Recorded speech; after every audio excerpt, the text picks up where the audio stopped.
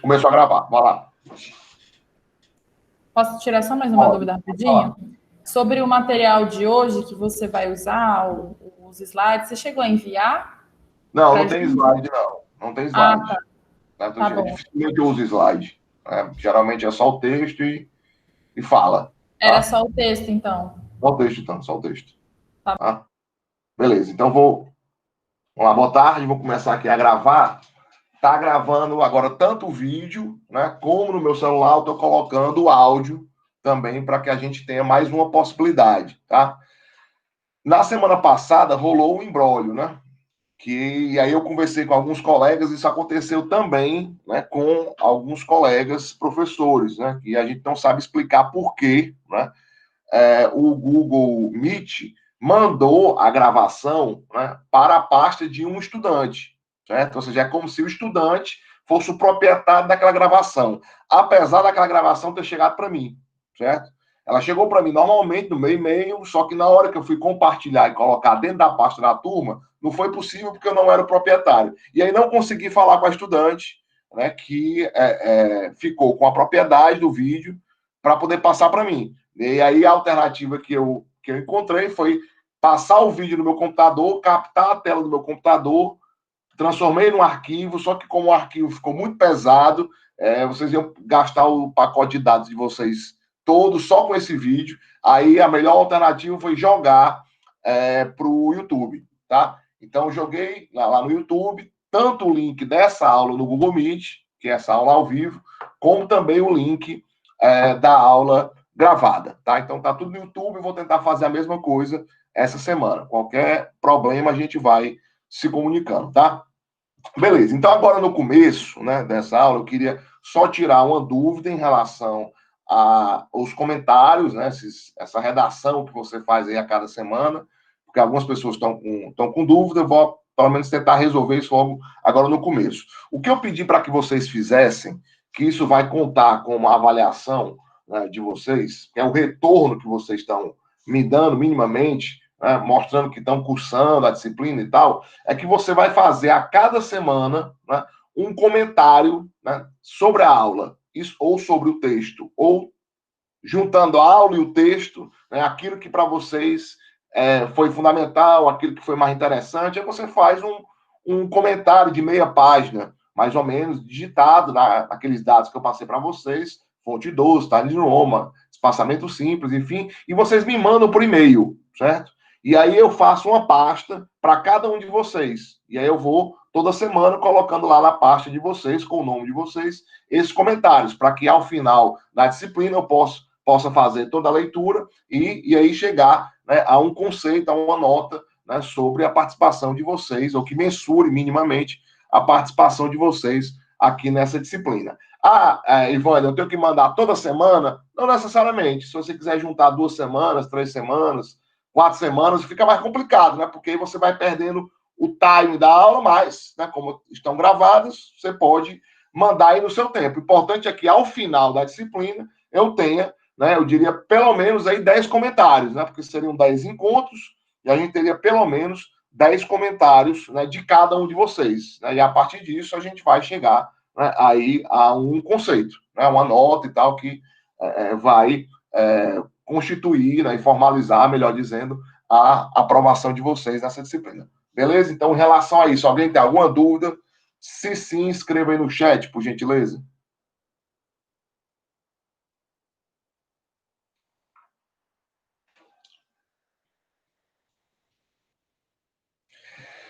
Ok, então ninguém tem nenhuma dúvida em relação a isso. Beleza, então vamos lá para a nossa discussão de hoje, tá? Pois bem, pessoal, eu vou tentar dividir hoje a minha fala, né, em 3 momentos, certo? São 3 aspectos que eu queria aqui trabalhar com vocês para que a gente já efetivamente entrasse, né, no texto e diria que no tema, né, dessa disciplina, no tema do nosso curso e começasse a fazer o debate, né, propriamente dito a partir do texto, certo? Então, eu vou dividir a minha fala, eu diria aqui em três momentos, tá? No primeiro momento, eu queria fazer algumas considerações gerais sobre esse autor, né, sobre esse filósofo chamado Ernest Cassirer, que é aqui a fonte principal, né, dessa disciplina. Tá? Eu queria fazer algumas observações, sobretudo em relação à forma como ele escreve, né, como é que esse texto é construído, enfim. Um segundo momento, né, logo em seguida, eu vou tentar fazer algumas observações de natureza metodológica, ou seja, tentando dar alguns toques para vocês, né, de como é que vocês lidam com o autor com essas características. Como é que vocês lidam com um texto que tem estas características que eu vou, né, apontar no primeiro momento. Tá? Então, eu vou dar aqui alguns toques de como vocês podem estudar o Cassirer, certo? Que é a forma como eu, né, estudo o Cassirer e pensadores que têm, né, uma característica parecida, tem uma forma de exposição parecida com essa que o Ernest Cassirer executa, tá? E aí, o terceiro momento, a gente já entra propriamente no texto, né? E começa a fazer efetivamente aqui o debate, né, da nossa disciplina. Tudo que a gente está falando aqui já está dentro, né, do programado, já faz parte, né, do debate da disciplina, mas hoje a gente entra propriamente no texto. Por isso eu peço para que aqueles que puderem, fiquem com o texto lado, tá? Porque aí eu vou lendo aqui e comentando com vocês, tá? Eu estou com o livro aqui do lado, é exatamente a mesma edição que eu passei para vocês. Em alguns momentos a gente vai ter que fazer uma leitura e eu fazer alguns comentários, certo? Beleza, então vamos lá. O Ernest Cassirer, como eu falei para vocês no encontro passado, é um pensador de uma vasta erudição, certo? E essa erudição do Cassirer, ela se expressa no texto, certo? Por quê? Porque você pode ter um pensador que é erudito, mas essa sua erudição não está no seu texto, por exemplo. Não é o caso do Cassirer, certo? Cassirer é um pensador muito erudito e a sua erudição está no texto. Certo? Por isso que você, ao ler qualquer texto do Cassirer, certo? Seja diria, os textos mais antigos, do começo da sua carreira, seja os textos, eu diria, mais do final da sua carreira, certamente você vai encontrar essa mesma característica, certo? Ou seja, sempre é um autor que está ali conversando com vários outros, certo? Então, essa é a primeira característica que eu queria apontar no texto do Cassirer, porque essa característica pode vir a suscitar em você uma certa dificuldade. Né? Porque ele está aqui dialogando com Platão, eu nunca li Platão, aí ele cita o Augusto Comte, eu nunca li o Comte, e aí você fica, o que é que eu faço? Né? Eu tenho que ler todos esses pensadores antes para depois ler o Cassirer? Não. Não é necessário, mas é um elemento, né, que está presente, e aí, no segundo momento, a gente vai ver como lida com isso, tá? Então, essa é uma primeira característica do Cassirer, ou do texto do Cassirer, que eu queria apontar para vocês, certo? Uma segunda característica, né, do texto do Cassirer é que ele é um pensador, né, que a gente pode chamar de um pensador não analítico. Ou seja, o que é que significa isso?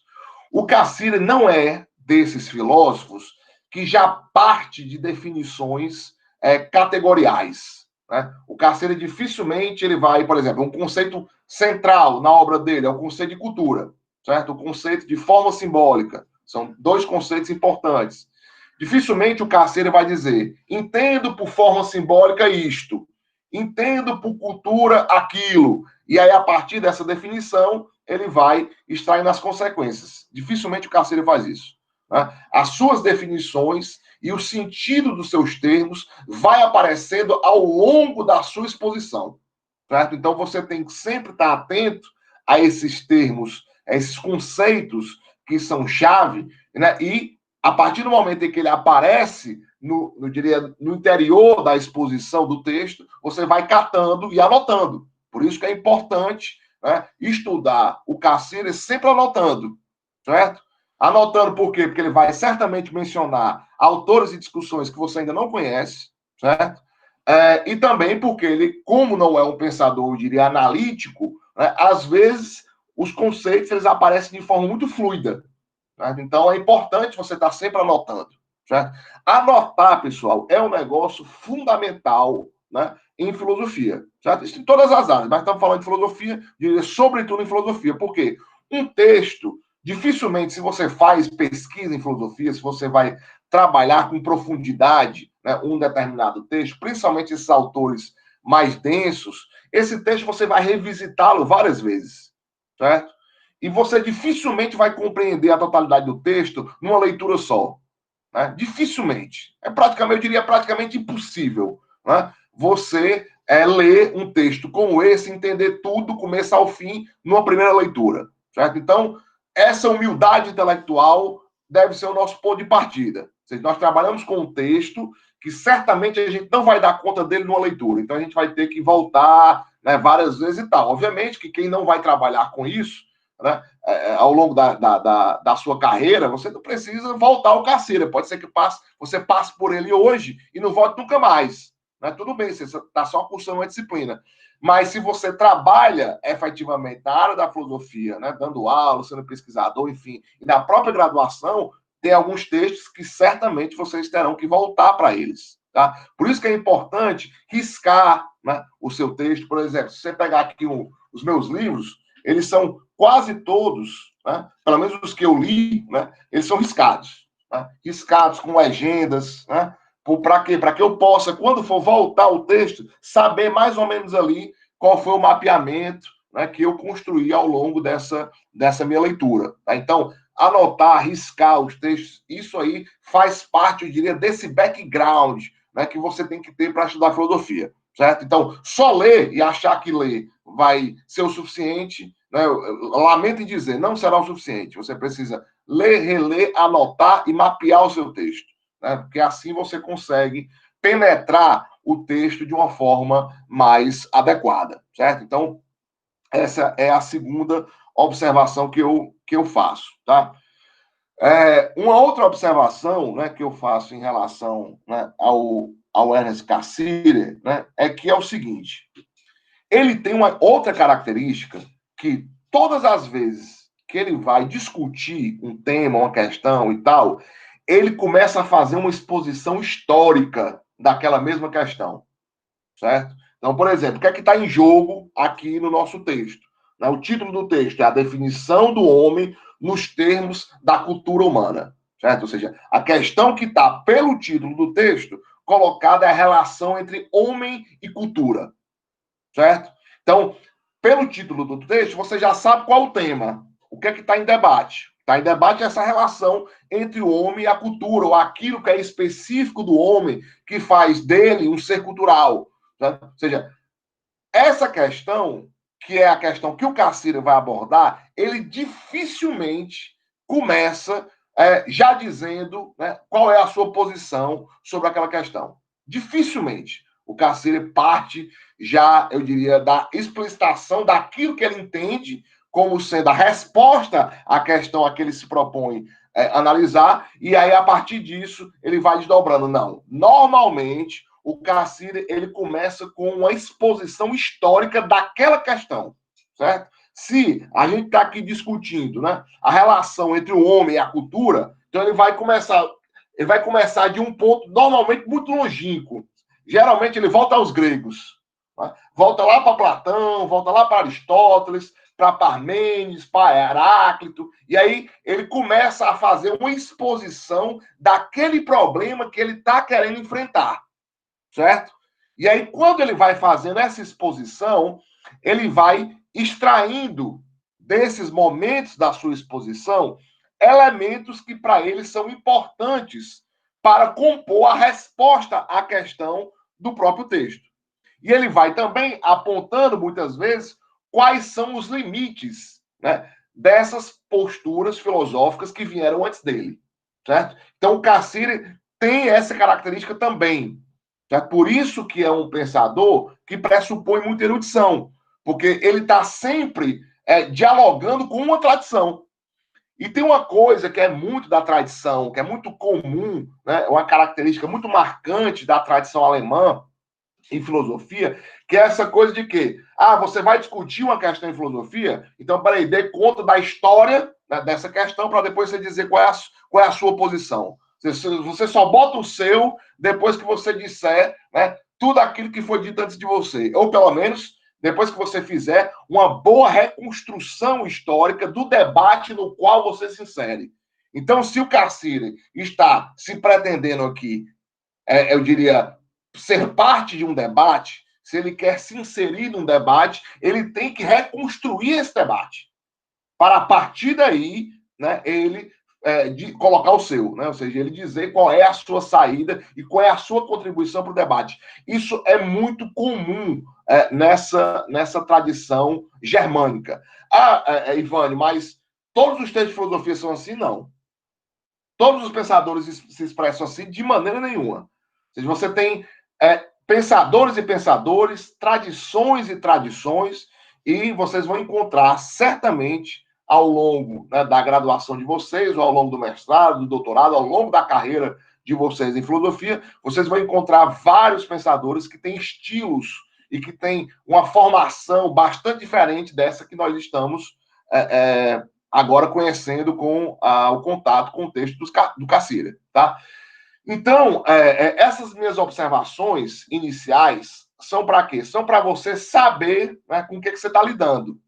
Certo? É importante esse tipo de observação para que você não seja surpreendido e você possa minimamente se preparar, né? E que você possa diminuir, obviamente, o seu grau de frustração na medida que você vai lendo um texto, né, que pressupõe um debate longo, que você não é obrigado, ninguém é obrigado a conhecer esse debate, nem quem está terminando o curso de filosofia, nem nós, que, enfim, já temos mais tempo de filosofia, ninguém é obrigado a conhecer todo o debate, mas a gente tem que se preparar para lidar com um texto que se constrói sobre essas bases, certo? Então, essas são, eu diria, as características que me parecem fundamentais do autor, né? Ou seja, do seu estilo de escrever e que a gente deve, de antemão, saber para que a gente possa penetrar o texto de uma forma mais consciente, certo?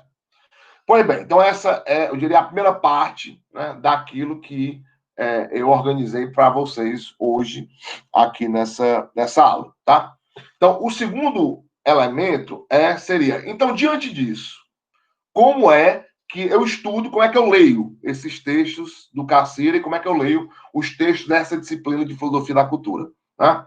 Então, eu diria o seguinte, pessoal, é importante, né, que você entenda, né, que em filosofia, né, o texto é peça central, certo? É peça central.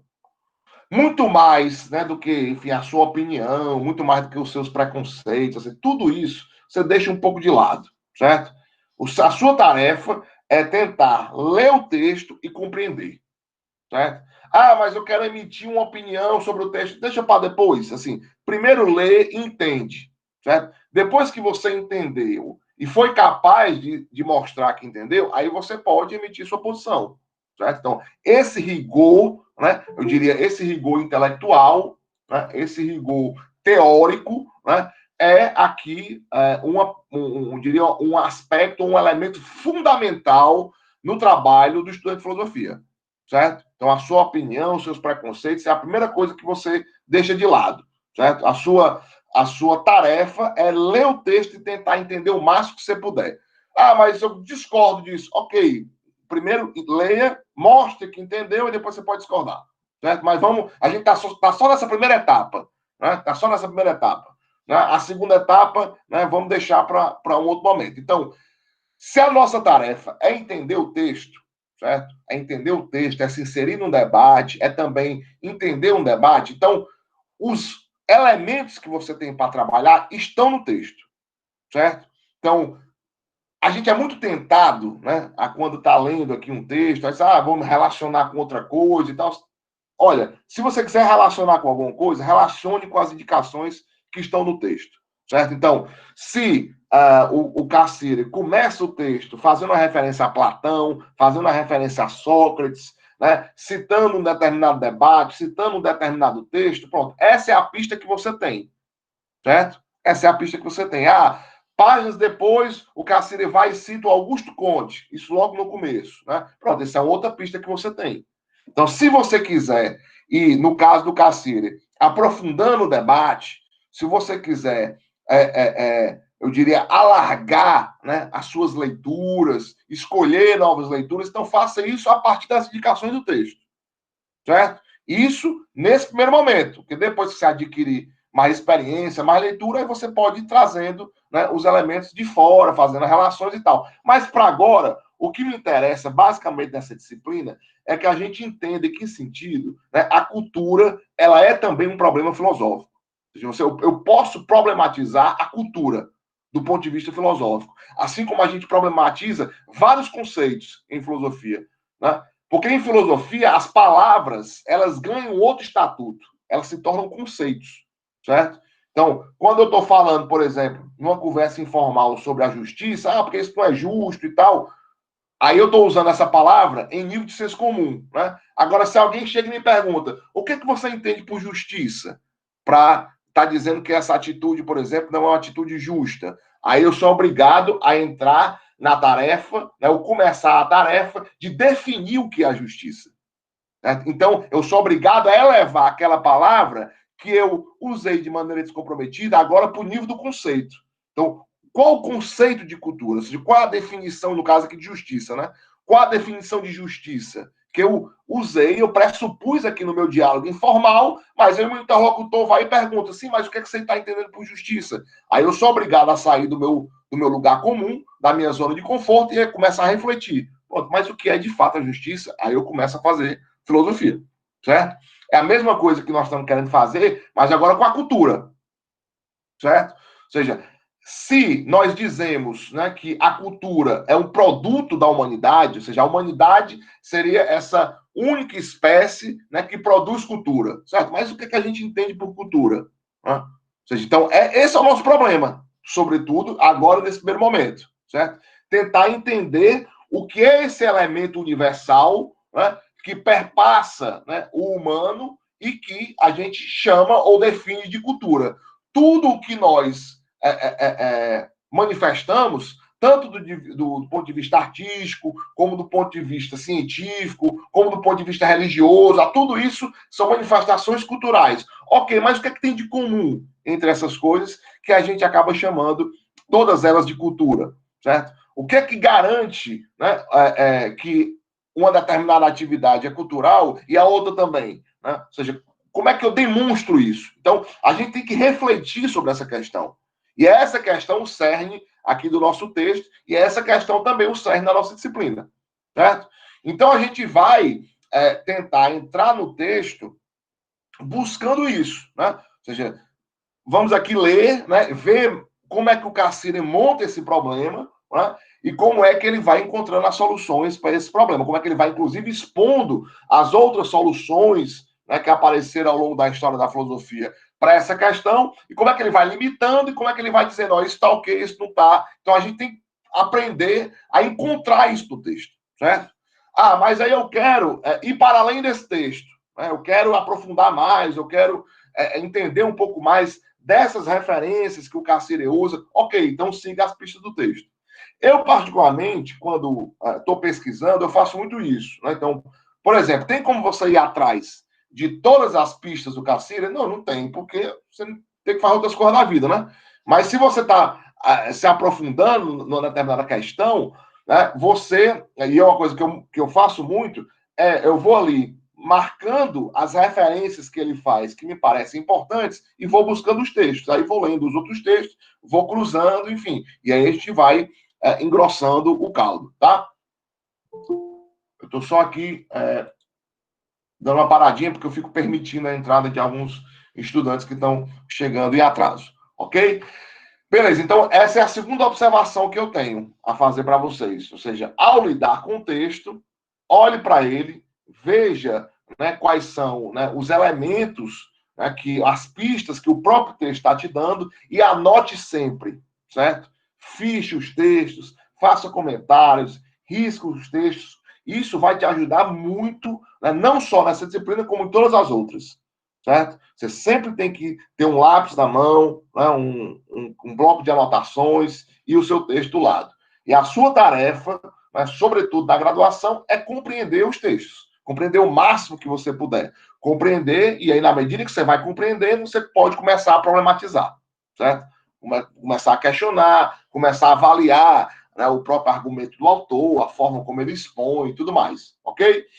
Então, beleza, essas seriam aqui as os dois momentos, né, primeiros, né, são momentos aqui propedêuticos, né, ou seja, são pré-requisitos aqui que me parecem importantes para que a gente possa efetivamente entrar no texto, tá? Então, acredito que vocês devam ter acesso ao texto. Se não tiver com o texto em mãos, vão ouvindo, ok?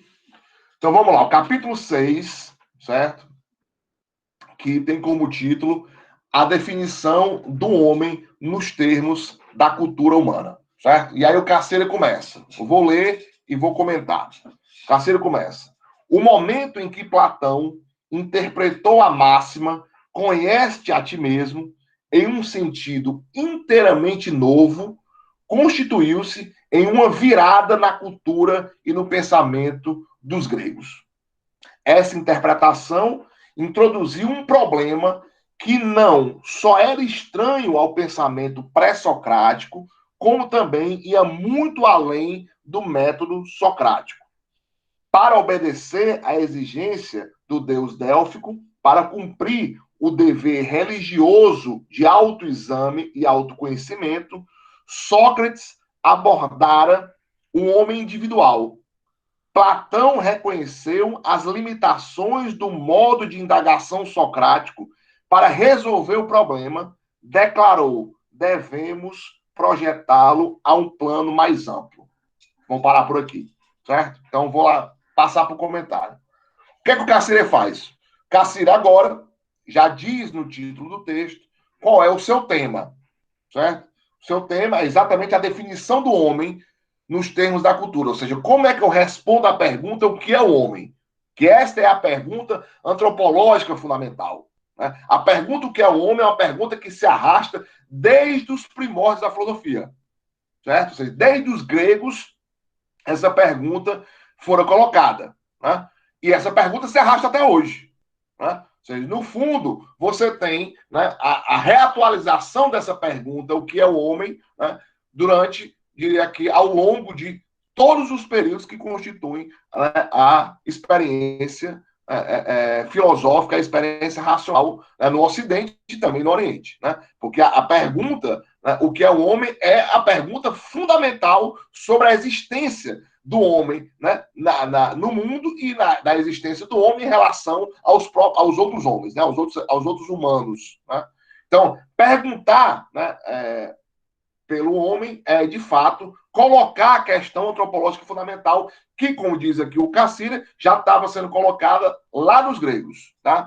E eu faço aqui um parêntese, né, que é o seguinte: a filosofia, né, pelo menos a filosofia ocidental, né, dessa tradição que tem como ponto de referência aí os gregos, né, porque tem outras tradições que a gente pode, né, enfim, investigar, não é a minha especialidade, enfim, não é a minha formação, mas também são absolutamente importantes para que a gente compreenda, né, a história do pensamento humano. Mas essa tradição, né, grega, né, que é uma tradição a qual, melhor dizendo, o Cassira está atrelado, nessa tradição grega, a filosofia não começa com a pergunta sobre o que é o homem. A pergunta sobre o que é o homem, a pergunta antropológica, ela vem depois. Ou seja, esse período, né, que ele chama aqui de período pré-socrático, né, esse período anterior a Sócrates, foi um período muito marcado pela a questão cosmológica. Ou seja, a pergunta fundamental da filosofia era muito em torno do que explica a natureza. Né? Ou seja, qual é o princípio a partir do qual eu posso explicar, né, eu diria, a natureza. Ou seja, eu posso explicar o cosmos, eu posso explicar o mundo. Né? Essa preocupação, né, pelo homem, né, ou seja, por esse ser que está, né, dentro dessa natureza, dentro desse mundo, dentro desse cosmos, essa pergunta é posterior. E Sócrates foi um pensador fundamental para essa refundação da filosofia sobre bases antropológicas, certo? E aí o Cassino está apontando isso, está, né, fazendo essa observação histórica de, olha, Sócrates é fundamental quando, né, coloca, né, aí a questão antropológica, isso de alguma forma muda um pouco o rumo da reflexão filosófica, mas Platão, né, faz uma uma observação aí em relação a Sócrates, ou seja, não se trata de entender, né, o que é o homem, ou seja, responder à pergunta antropológica partindo da pergunta pelo indivíduo. Né? Talvez nós tenhamos que perguntar, eu diria, pelo humano, né, na sua totalidade. Certo? E aqui você já, só nesse parágrafo, você já começa a perceber aqui dois direcionamentos, né? Duas formas possíveis de responder à pergunta o que é o homem, né? Ou seja, essa pergunta, o que é o homem, eu posso respondê-la ou posso enfrentá-la sobre duas perspectivas. Uma perspectiva onde eu vou perguntar o que é o homem olhando para o indivíduo, certo? Ou outra perspectiva onde eu vou responder a pergunta o que é o homem olhando para o todo da humanidade. Ou seja, olhando para aquilo que não é apenas individual, mas aquilo que é universal, certo? E essa divisão da forma como nós podemos responder essa questão, o Carceira aponta quando faz referência tanto a Platão quanto a Aristóteles. Vocês querem fazer a troca da intérprete agora? Beleza. Ok. Até aqui, pessoal. Façam comentários, observações. Abra o espaço para que vocês possam, enfim, comentar, fazer alguma pergunta. Fique à vontade. Podem abrir o microfone, tá?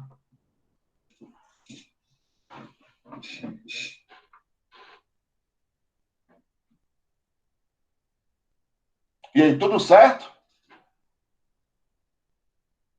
Nenhum retorno aí pelo chat? Professor, boa tarde. Boa tarde. É possível responder se o homem é bom ou mal por natureza, sem antes responder o que é o homem?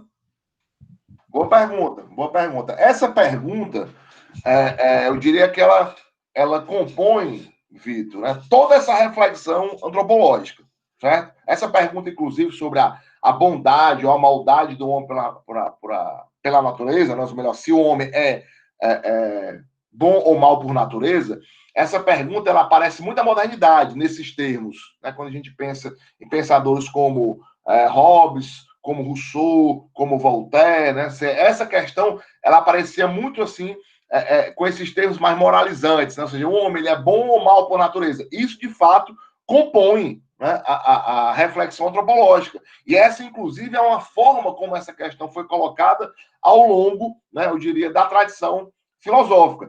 E, de uma certa maneira, né, você poderia, inclusive, responder positivamente para você o seguinte: olha, como é que nós vamos responder ou dizer se o homem é bom ou mal por natureza, se nós ainda não respondemos a questão mais fundamental, que é dizer exatamente o que é o homem? Certo? Então, do ponto de vista lógico, antes de nós entrarmos em atributos específicos do humano, né, a gente precisaria responder a uma questão mais fundamental, que é dizer exatamente o que é esse humano, certo? O que o Carceira tenta fazer, né, aqui, e que já está, no meu ponto de vista, claro no título do texto, ele vai tentar responder, né, a esta pergunta, como ele diz, nos termos da cultura humana. Ou seja, a definição do homem nos termos da cultura humana. Então, quando você olha para o título do texto e olha para essa parte do primeiro parágrafo que nós acabamos de ler e extraímos daí que o Carceira já percebe que nos gregos já havia uma divisão da forma como responder essa pergunta, ou seja, porque enquanto Sócrates estaria dando ênfase, eu diria, mais ao homem do ponto de vista individual, Platão estaria dando uma ênfase, né, ao homem do ponto de vista mais universal. E o Carceira diz no texto que ele vai tentar responder a pergunta o que é o homem, né, já no título, nos termos da cultura humana, então você já tende a achar que tem alguma coisa de platônica na resposta do Carceira. Ou seja, o Carceira também, assim como Platão, parece, pelo que nós temos até agora, que vai dar uma resposta em termos universais também. Né? Porque se ele vai responder, né, ou vai definir o que é o homem nos termos da cultura humana, então a pergunta dele não é uma pergunta, ou a resposta que ele vai dar a essa pergunta não é uma resposta que vai partir do indivíduo, ele vai partir da cultura, ou seja, ele vai partir daquilo que é comum a todos os indivíduos. Né? Então, parece aqui que, já pelo título e já pela observação que ele faz no começo, né, e quando a gente vê essas duas possibilidades de resposta a essa pergunta, ele parece ser mais platônico nesse sentido. Tá? Então, isso é o que a gente consegue extrair até aqui, ok? Então, vamos continuar. Evânio, eu tenho uma pergunta a fazer. E aí, Clécio? Certo?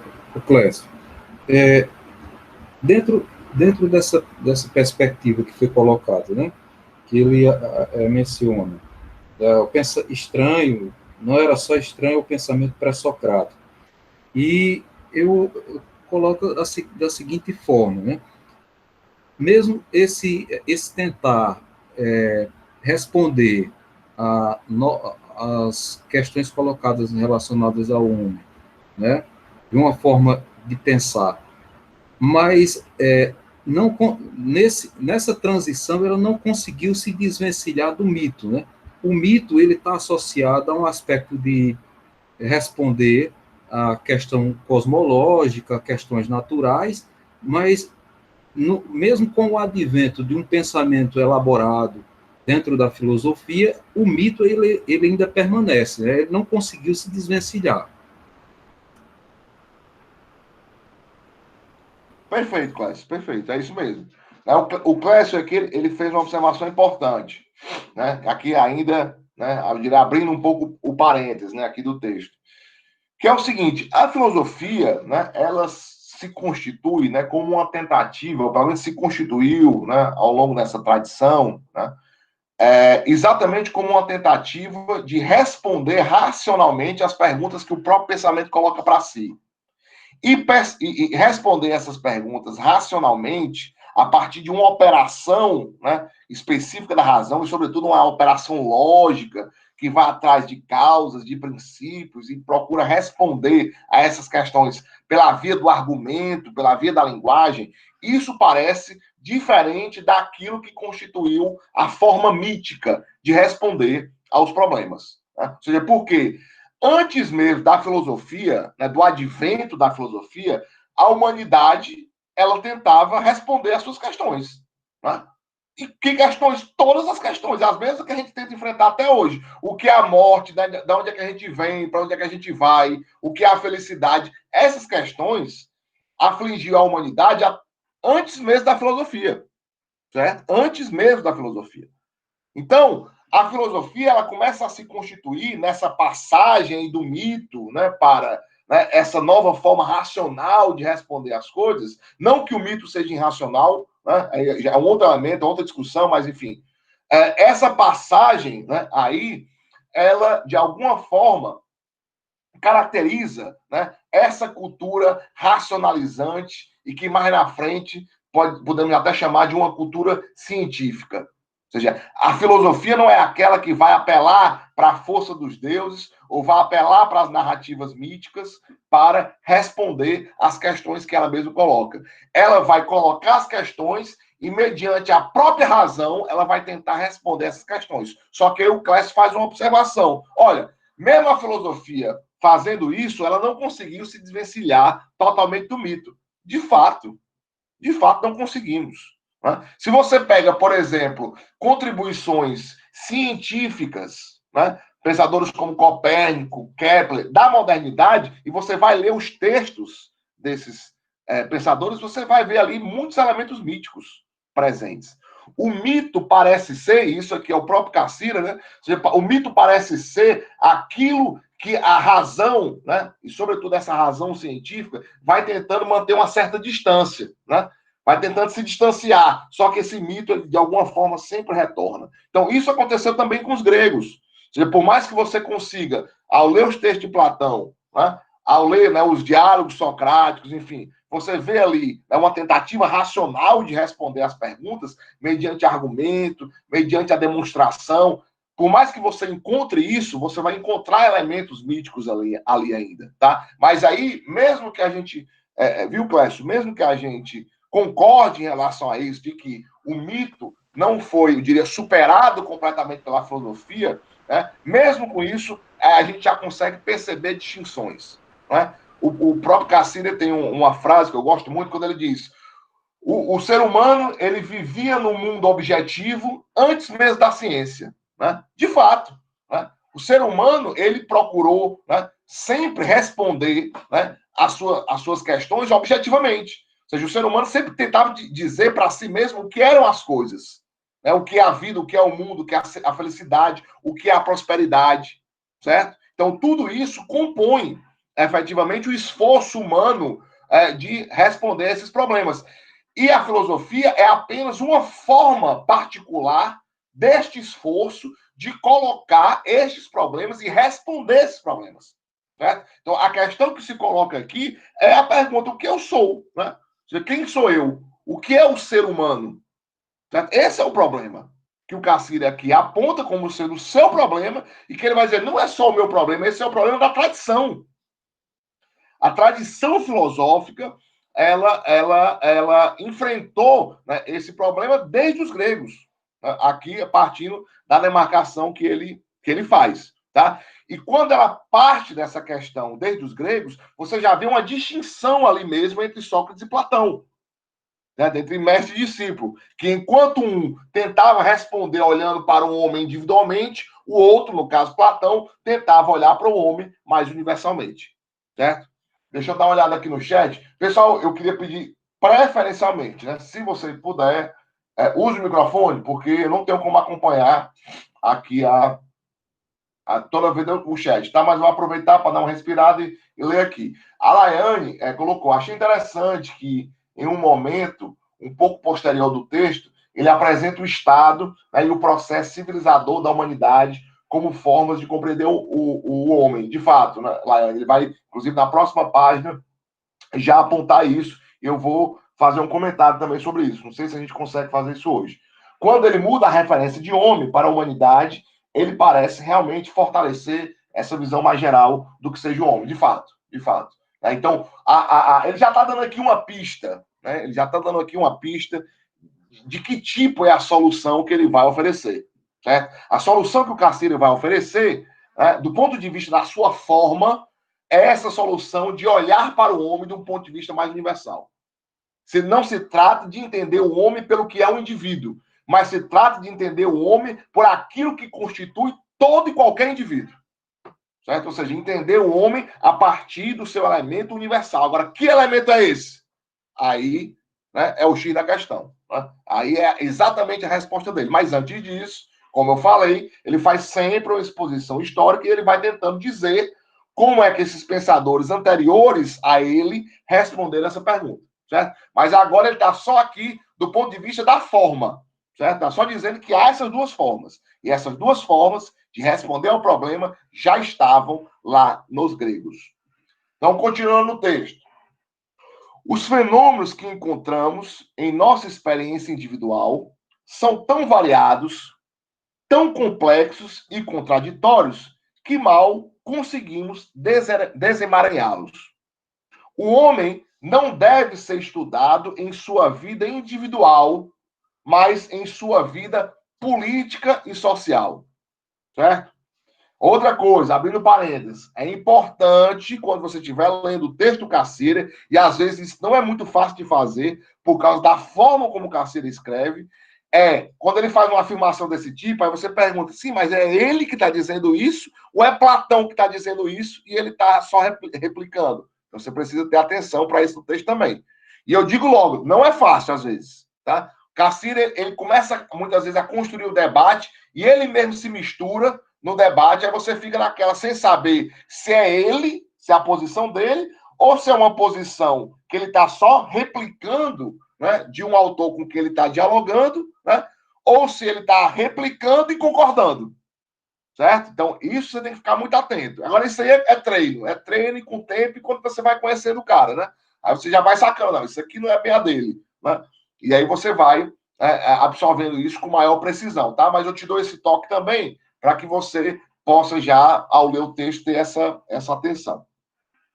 Tá? Então, ele está afirmando aqui, né, buscando isso em Platão, né, ele está usando aqui Platão como essa referência, né, o homem não deve ser estudado em sua vida individual, né? Mas em sua vida política e social. Ou seja, o homem tem que ser entendido no conjunto.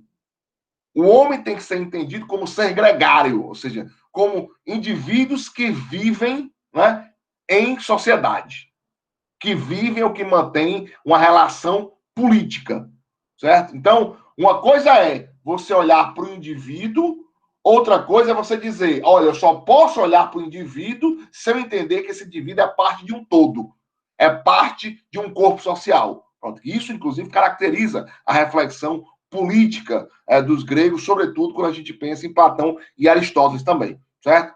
Mas vamos adiante. A natureza humana, segundo Platão, é como um texto difícil, cujo sentido deve ser decifrado pela filosofia. Na nossa experiência pessoal, porém, esse texto é escrito em letras tão diminutas que se torna ilegível. Ou seja, a gente não teria nem como ler o indivíduo ou o homem na sua individualidade. Ou seja, as letras são tão pequenas que a gente não consegue decifrá-lo. O primeiro trabalho da filosofia, isso aqui é Cacilha falando à luz de Platão, certo? O primeiro trabalho da filosofia deve ser aumentar essas letras. A filosofia não pode dar-nos uma teoria satisfatória do homem sem antes desenvolver uma teoria do Estado. A natureza do homem está escrita em letras maiúsculas na natureza do Estado.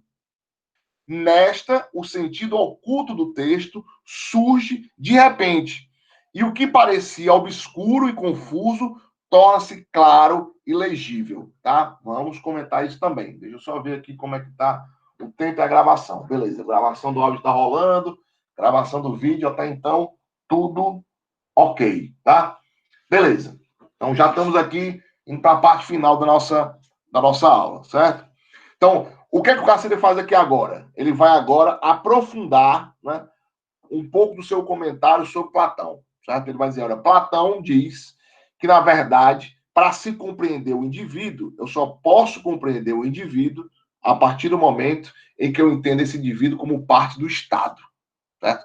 E aqui, pessoal, tem, né, inclusive uma noção de Estado que não é bem essa noção de Estado mais moderna, né, que nós conhecemos, mas entender o Estado, né, como sendo a polis, ou seja, como sendo a cidade, ou seja, como sendo o coletivo, o corpo coletivo que compõe, né, a humanidade, né, enfim, no caso aqui ele estava pensando sobretudo nos gregos, né, ou seja, quando eu penso, né, num grupo, quando eu penso num coletivo, quando eu penso numa polis, quando eu penso numa cidade ou no país, enfim, você está pensando no humano, né, nas suas relações, né, sociais. Então, para que eu possa compreender o indivíduo, Cacilha está dizendo isso, tirando de Platão. Dizendo, com Platão, nós aprendemos o quê? Que não podemos responder a pergunta o que é o homem olhando só para o indivíduo. Essa não pode ser a perspectiva de análise. A perspectiva de análise, segundo Platão, a partir de Cacilha, né, ela tem que ser uma perspectiva de análise universal, ou seja, a gente tem que entender ou responder a pergunta o que é o homem de um ponto de vista universal, e este ponto de vista universal é exatamente aquele que compreende que o homem se constitui enquanto um animal social, enquanto parte de um Estado. E essa é uma característica, é isso que eu ia dizer, essa é uma característica muito, muito comum, né, eu diria, do pensamento político grego, sobretudo nesse período clássico, onde essa ideia de indivíduo mesmo não fazia nem muito sentido, né? Que para a gente hoje faz todo sentido, né? Um indivíduo, né? Mas para um grego, né? Sobretudo um grego aí dessa matriz mais platônica aristotélica, né? O indivíduo ele só faz sentido no corpo social, certo? Ou seja, a pergunta normalmente é a pergunta pelo todo, é pela polis, é pelo Estado, é pela vida comunitária. Esse negócio de vida privada, né, sucesso individual, isso aí é um negócio absolutamente moderno. Entendeu? Mas para um grego, você pensar em política é pensar no todo, é pensar no corpo público. Entende? O indivíduo ele é tragado pelo corpo público. Entende? Então, essa ideia, a própria ideia de república, né, que está lá em Platão, ou seja, é pensar, né, o humano, que a própria humanidade ela se expressa nesse todo que é essa república, e essa república é composta por, né, indivíduos que têm, eu diria, propriedades distintas, né, uns mais corajosos, outros mais filosóficos, né? Enfim, você tem ali a própria humanidade, né? Os próprios indivíduos, eles vão se demarcando pela sua natureza e vão compondo esse todo. Certo? Então, quando um grego pensa em política, quando o grego pensa, e sobretudo esse grego clássico dessa tradição, quando ele pensa, né, na questão sobre o que é o homem, ele sempre vai pensar em termos coletivos, né? Ou seja, em termos, né, de agrupamento. É por isso que ele está dizendo aqui, olha, nós aprendemos com Platão que eu só vou entender o indivíduo se eu entender o que é o Estado. Se eu entender o que é, como se constitui essa relação dos indivíduos entre si para formar esse grande corpo, né, que nós chamamos de Estado, ou de polis, ou enfim, ou de república, né, no caso de Platão. Mas aí o Platão, o Carceres diz o seguinte, no outro parágrafo: mas a vida política não é a única forma de existência comunitária humana. Na história da humanidade, aí ele já está aqui mostrando o limite de Platão. Na história da humanidade, o Estado, em sua forma presente, é um produto tardio do processo civilizador. Muito antes de o homem descobrir essa forma de organização social, ele havia feito outras tentativas de organizar seus sentimentos, desejos e pensamentos. Tais organizações e sistematizações estão contidas na linguagem, no mito, na religião e na arte. Deveremos aceitar essa base mais ampla, aí é o que é o Cassini, botando dele já. Deveremos aceitar essa base mais ampla se quisermos desenvolver uma teoria do homem. O Estado, por mais importante que seja, não é tudo. Aí eu faço o último comentário, termino por aqui, abro para vocês perguntarem ou comentarem alguma coisa. Então, o que é que nós vimos aqui? Qual foi o movimento que o Cassini fez no texto até então? Disse ali no título qual era o problema, certo? Responder a pergunta que é o homem nos termos da cultura humana. Localiza esse problema lá nos gregos, coloca Sócrates e Platão como estando divergentes nessa questão do ponto de vista da forma, enquanto Sócrates daria uma resposta visando o indivíduo, né? Platão daria uma resposta visando o universal. Esse universal platônico é o Estado. Então, o que Platão diz, segundo, né, o Cassini, é que temos que, para compreender o que é o indivíduo, a gente precisa compreender o que é o Estado. Aí o Cassini vai, oi para Platão, vamos com calma. Antes dos seres humanos, na humanidade, chegar a essa organização social que a gente chama de Estado, existe um negócio mais fundamental, existe um negócio anterior, né, que parece expressar essa universalidade de maneira muito mais, né, ou pelo menos de uma maneira diferente em relação ao Estado. Aí ele vai falar da linguagem, vai falar do mito, vai falar da religião, ou seja, antes da humanidade se organizar na forma de Estado, existe um outro elemento universal ali, a partir do qual eu posso explicá-la, a própria humanidade. E aí o Cassini, já sinaliza aí que duas coisas. Uma, ele vai com Platão no que diz respeito à perspectiva, ou seja, se trata de dar uma resposta à pergunta do que é o homem de um ponto de vista mais universalizante, mas esse ponto de vista mais universalizante não é o Estado, certo? Não é o Estado. Pode ser que exista algo aí mais fundamental ainda, que vai dizer, né, para nós o que é que constitui de fato a humanidade e, portanto, que constitui os indivíduos na sua própria humanidade, tá? Então, fico por aqui e abro para que vocês façam comentários, perguntas. Deixa eu ver o que é que tem aqui no chat. Francisco Assis Silva Santos diz: podemos entender uma tribo como um Estado? Nos termos dos gregos, não, né? Assim, mas você pode entender como um coletivo, né? É um corpo social, a tribo é um corpo social, né? Mas para um grego, né? O Estado ele tem outras características, né? Ele tem uma organização, ele tem uma forma de funcionamento. Agora sim, né? Tanto o Estado, né, grego ou o Estado moderno são formas coletivas de se organizar. E assim como uma tribo também é uma forma coletiva de se organizar, que tem regras, tem funções e tal. Eu diria que do ponto de vista geral, conceitual, né, eu poderia dizer que uma tribo é uma forma coletiva. Até porque dizer que uma tribo é uma forma de Estado é estranho, porque normalmente as tribos, elas, como diz o Pierre Clastres, né, naquele seu livro clássico chamado como é aquele livro do Clastres, é a Sociedade contra o Estado. Nesse livro, né, a Sociedade contra o Estado, o Clastres vai dizer que, sobretudo, né, essas tribos, né, desses povos originários, elas se constituem contra o Estado, né? Mas, independente disso, eu poderia dizer que tanto o Estado moderno, ou a polis grega, como a tribo, são formas coletivas, né, humanas de organização social. Tá? O homem em estado de natureza não dá um ponto de partida melhor do que um ponto de vista universal. Não, Vitor, o estado de natureza, né, ou a ideia de estado de natureza, já é um ponto de vista universal, certo? Só que a questão aí, porque normalmente esse termo estado de natureza, isso era muito usado pelos modernos, né? Ou seja, o que é o homem no seu estado de natureza? Né?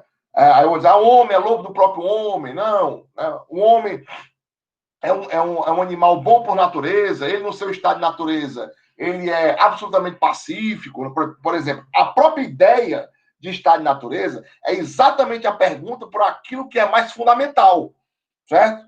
Ou seja, o que é mais fundamental, homem? O que caracteriza um homem no seu estado de natureza? Só que nos termos em que nós estamos vendo até agora, né, porque essa expressão é muito moderna, né? Mas eu diria, nos termos que nós estamos vendo agora, eu diria que a preocupação é a mesma, mas a terminologia é diferente. Certo? Por que a preocupação é a mesma? Porque a pergunta aqui, o que há de mais universal, né, no homem, né, ou na humanidade, que a partir desse elemento eu posso explicá-la? Ou seja, o que é essencial? O que é constitutivo no humano que sem isso ele não pode ser ser humano? Essa é a pergunta.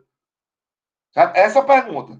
Então, aí a gente encontra várias saídas, né, para isso. Então, o que a gente está aqui é começando a investigar isso, a partir da exposição do capítulo. Beleza? Ivânio, ele faz... Professor, está ouvindo? Estou ouvindo. Para isso, deixa eu só ver quem está falando. Diz o Elma. nome. Elma. Pode falar, Elma. Não, a gente pode entender, então, que ele vai trazer uma conciliação, né, no argumento da parte do estudo da fisiologia com a ciência social, na questão de que o homem, ele não seria, não poderia ser apreendido na sua totalidade sem juntar esses dois aspectos, do físico, quanto dele inserido no seu meio, ele sendo formado sendo influenciado por esses símbolos, que vai se realizar dentro da cidade, da polis dele. Seria isso? Isso aí você está adiantando umas coisas que estão mais lá para frente, né, do texto. Mas eu diria assim, que para o Cassira, de fato, né, existe um aspecto fisiológico, que esse aspecto fisiológico, inclusive, qualquer animal tem, né? Tem a sua fisiologia própria e tal. Mas tem um elemento, né, que é exatamente esse símbolo, que caracteriza efetivamente a humanidade, e esse símbolo não é fisiológico, né? Ou seja, se você quiser reduzir o humano em seus aspectos fisiológicos, vai ter uma coisa que vai escapar. Isso que vai escapar, isso é o que ele vai chamar de símbolo. Mas isso já é a saída dele, tá? E assim, vamos com calma, né? Então, estamos indo aqui paulatinamente, acompanhando o texto. O que nós temos até agora, a partir do que a gente leu, né? O que a gente tem até agora é apenas esses dois elementos, certo? Ou seja, parece que Cassira está com Platão no sentido da perspectiva. É tentar encontrar uma coisa universal. Só que essa coisa universal não é o Estado. Certo? Ou seja, existe um outro elemento aí, que é exatamente esse simbólico aí, né? Enfim, eu estou dando uns spoilers aqui, mas vamos esperar chegar lá para a gente ver como é que ele argumenta, tá? Mas tem um outro elemento aí, que é mais fundamental, que é mais universal, que é anterior ao Estado, que já caracterizava a humanidade de um ponto de vista sistemático. Ou seja, a linguagem, a religião, tudo isso forma, eu diria, o elemento gregário, né? Nós, inclusive, aqui estamos dialogando, por quê? Porque a gente partilha o mesmo elemento, que é a linguagem. Se a gente não partilhasse o mesmo elemento e as mesmas regras, a gente não estava conversando, tá? Então, a religião, né, o mito, todos esses são elementos, né, anteriores à própria formação estatal que caracterizavam ao humano nesse seu aspecto gregário. Então, né, vamos com calma. Né? É isso, Platão, você tem razão sobre um determinado aspecto, sobre o aspecto da forma, mas a sua saída, enfim, parece não ser bem o caso, tá? Meu povo, eu vou pedir para que vocês liguem o microfone, porque aí, para eu ficar falando e lendo o que vocês escrevem, fica mais difícil, entendeu? Mas vamos lá, vou abrir essa sessão hoje. Laiane diz aqui o seguinte: no caso de Cassiri, ele está buscando algo mais profundo para a definição do homem? Sim, está.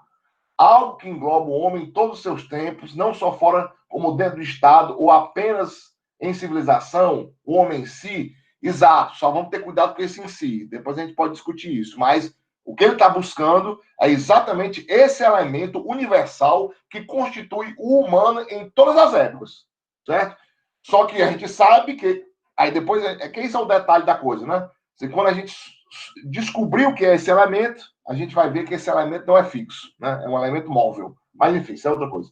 Vamos deixar mais para frente. E aí o Jones diz, gostaria de frisar e questionar, de Cassiri propõe uma unificação de todas as culturas, uma vez que ele mesmo julga que todas as artes, formas de expressão costumam andar em atrito, não em consonância.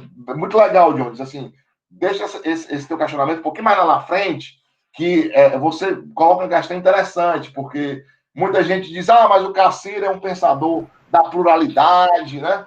Fala das diversas formas de manifestação da arte e quer encontrar esse elemento universal. Exato. Só que esse elemento universal que o Cassiri quer encontrar, ele não é incompatível com a pluralidade.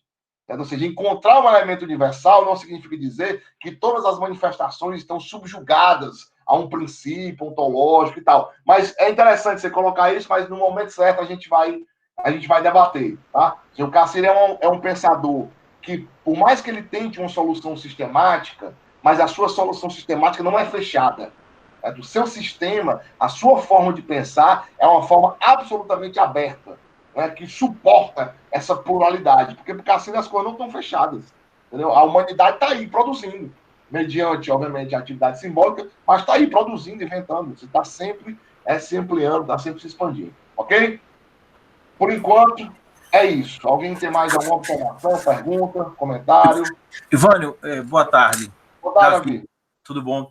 Ivânio, me surgiu aqui recorrer uma ideia, que assim, a gente sai desse plano, né, do indivíduo para o universal, né? A gente tenta colocar a pergunta fundamental sobre o humano, né, saindo desse particular e indo para o universal. E aí eu pergunto, mas para entender o humano, né, na sua totalidade, eu também não tenho que me preocupar com o que há de particular no universal, né? A individualidade também não é um componente essencial para se definir o homem, né? Mesmo entendendo que existe um universal comum, né? A diferença aí, o particular, não é relevante para a construção desse conceito mais amplo? Excelente pergunta, Davi. Eu diria sim, é fundamental. Agora a questão é de onde partir.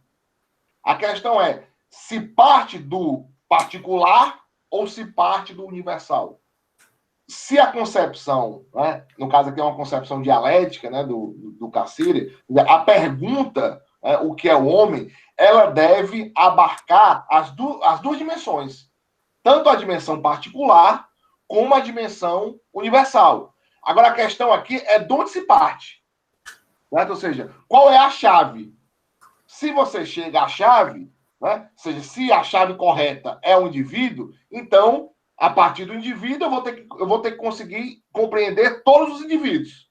Certo? Agora, se a chave é universal, eu vou ter que extrair o elemento universal e entender os indivíduos, ou seja, o particular, né, à luz desse universal. Certo? Então, é exatamente aqui a diferença. Certo? E o que o Cassiri aqui sugere, a partir de Platão, é que o elemento essencial para se buscar esse ponto de partida é o universal. Aí, depois disso, a gente vai para o particular. Mas, de fato, se eu quero uma compreensão ampliada do homem, eu tenho que analisar o homem em todas as suas dimensões, em todas as suas esferas, tanto do ponto de vista do indivíduo, como do ponto de vista da sociedade. Ok? Tudo certo? Vamos ver se tem mais alguma coisa. Massa. Oi, meu povo. Ficamos por aqui. Vou agora parar a gravação. Certo? Vou aqui fazer um ritual para ver se eu internalizo isso. Vou parar a gravação aqui do áudio. Vou interromper. Vou ver que isso vai para a parte de alguém. Certo? Vou ver se eu interrompo aqui a gravação. Vou interromper a gravação do vídeo. Está dizendo que está indo para o meu drive. A gravação será salva Google Drive de Ivane Lopes Azevedo Júnior. Perfeito.